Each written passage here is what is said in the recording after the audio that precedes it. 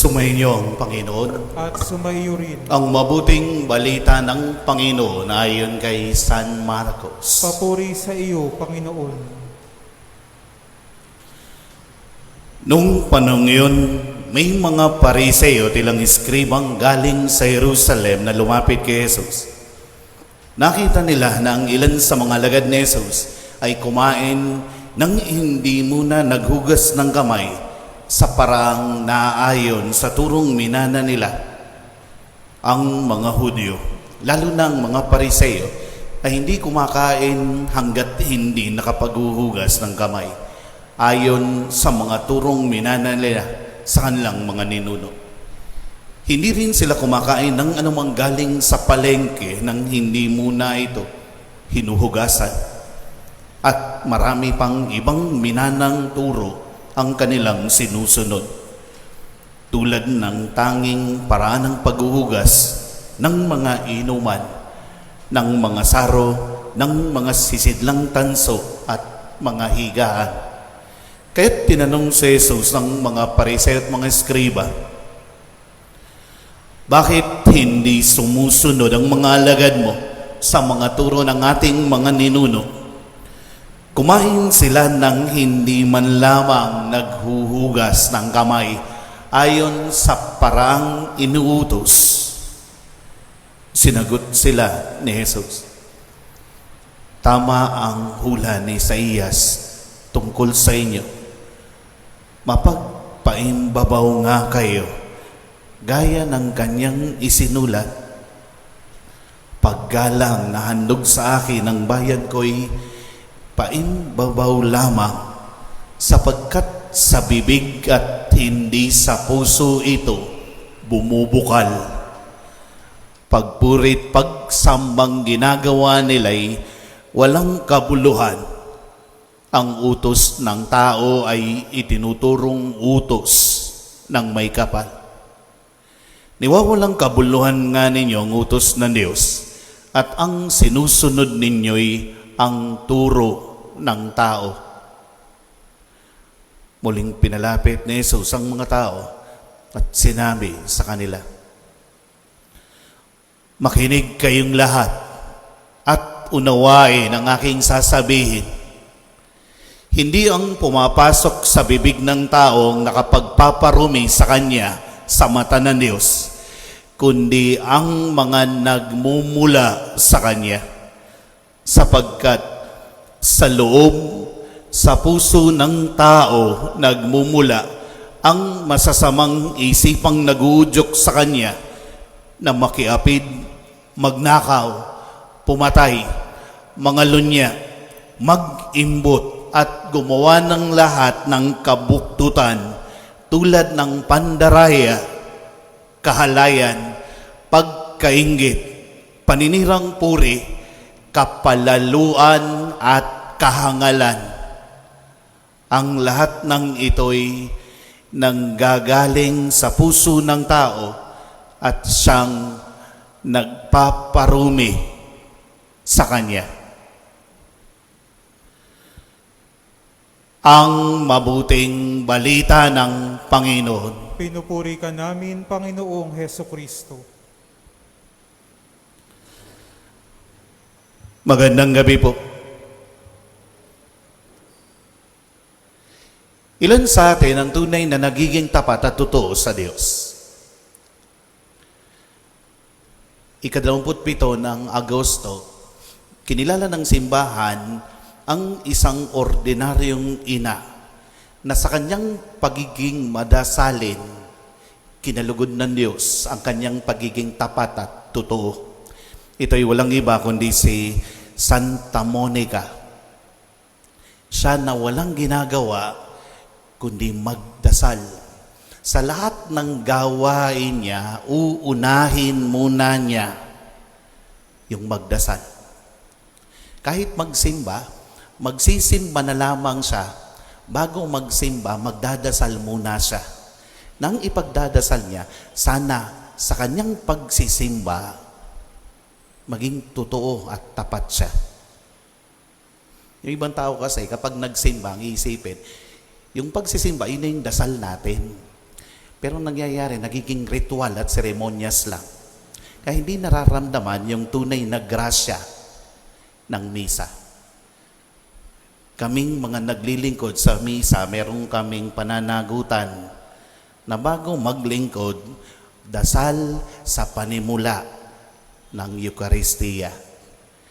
Humihingi ng tulong sa Diyos na sa aming paglilingkod, maging tapat at totoo. Merong anak si Santa Monica, lasinggero, babaero, sugarol, makamundo. Siya si Agustin. 32 taon siyang pinagdarasal ni Monica. At kahit anong gawin ni Monica, hindi nakikinig si Agustin sa kanya. Pero yung ina, hindi humihinto at hindi nawawala ng pag-asa. Kumakapit dun sa dasal niya. Hanggang sa isang araw, nung sinusundan niya ang kanyang anak dahil naglakbay mula Africa patungong Roma upang dun waldasin ang pera niya. Kasunod si Santa Monica, pagdating sa Roma, nung nakita niya yung kanyang anak ay pupunta sa mga liwasang bayan o mga lugar kung saan nagbibigay aliwan, si Monica pupunta ng simbahan. Si San Ambrosio, ang pare sa isang simbahan sa Roma, ang nilapitan niya at pinakiusapan ni Monica. Tulungan siya ng kanyang anak magbago. Si Agustin, nung araw na yon, 32 taong gulang, nung pumasok sa simbahan, dahil may nakitang papel na nakasulat, "My heart is restless until it rests in you." At totoo, ligalig si Agustin. Hinahanap niya ang tunay na kaligayahan. Hindi siya makontento sa kanyang bisyo. Marami siyang gustong matagpuan. Kaya naman, nung nabasa niya ito at pumasok siya dun sa simbahan kung saan dun niya natagpuan yung kapirasong papel, napakinggan niya ang isang misa na si San Ambrosio yung nagdiriwang. At sa humilya, sinabi nito, matatagpuan lang natin ang tunay na kapayapaan sa piling ni Jesus. Doon, nagbago ang pananaw ni Agustin at sinabi doon sa pare pagkatapos ng misa, "Binyagan niyo po ako. Ang nanay ko ho ay Kristiyano. Gusto ko na rin hong maging Kristiyano katulad ng nanay ko." Na hindi niya alam, nandun ang nanay niya. Nabinyagan si Agustin.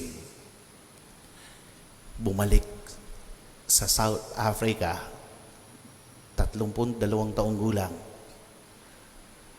Nung naglalakbay na, hindi niya kalain na ang nanay pala niya matagal nang may sakit.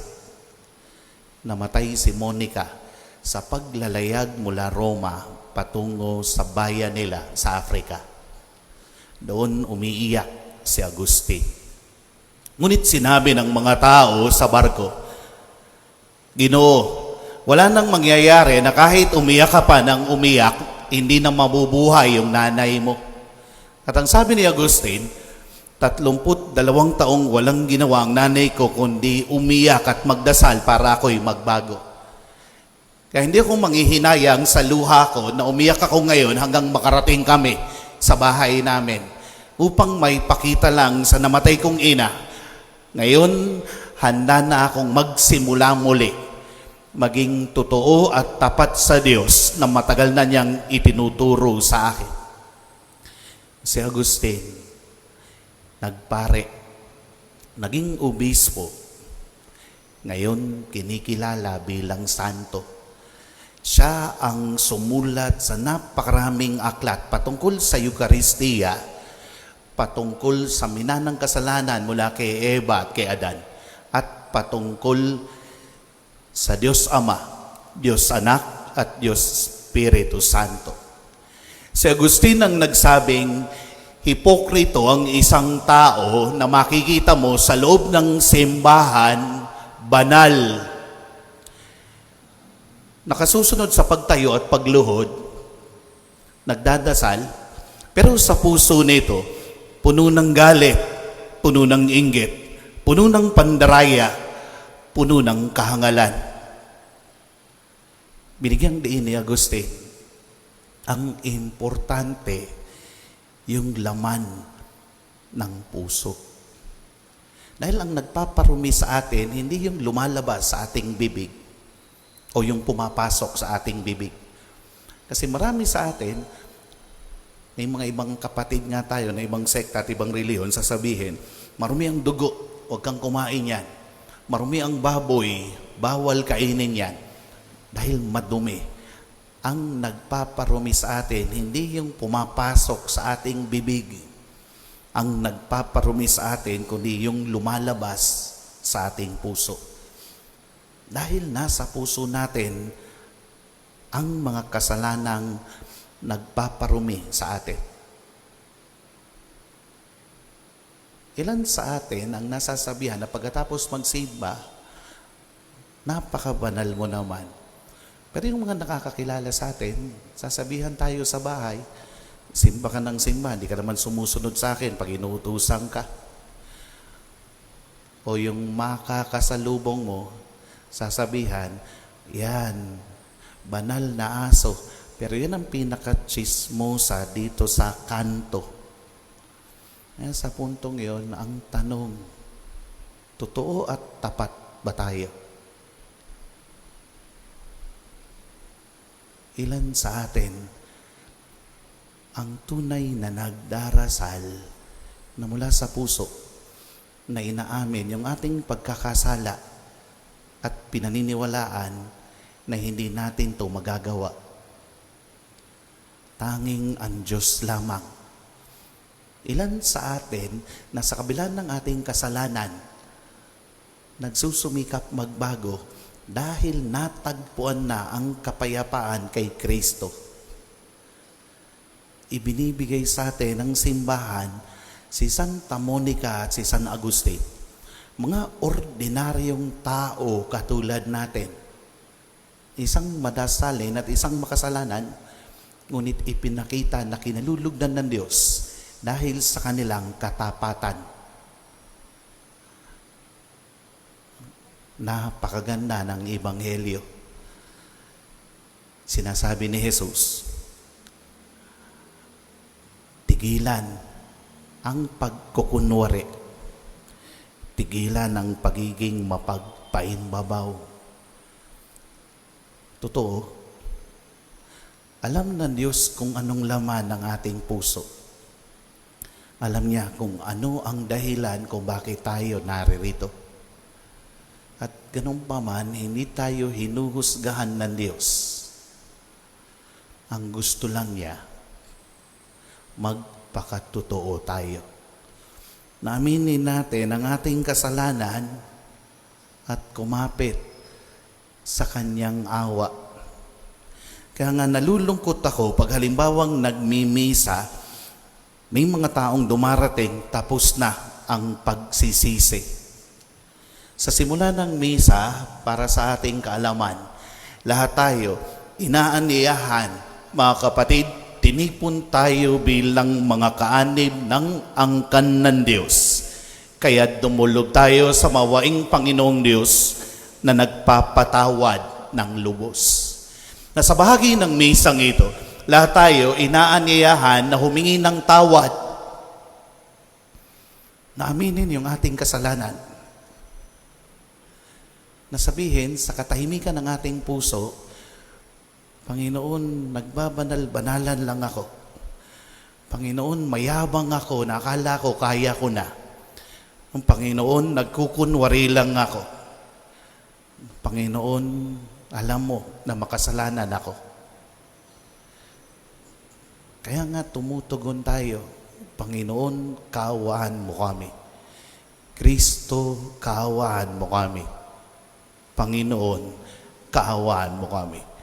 na kung sa bahagi ng misang ito na hindi natin naramdaman ang pagpapakatotoo, ako magsasabi ho, kahit pare, pagdating ng komunyon, paano natin mararamdaman na katawan talaga ni Kristo ang tatanggapin natin.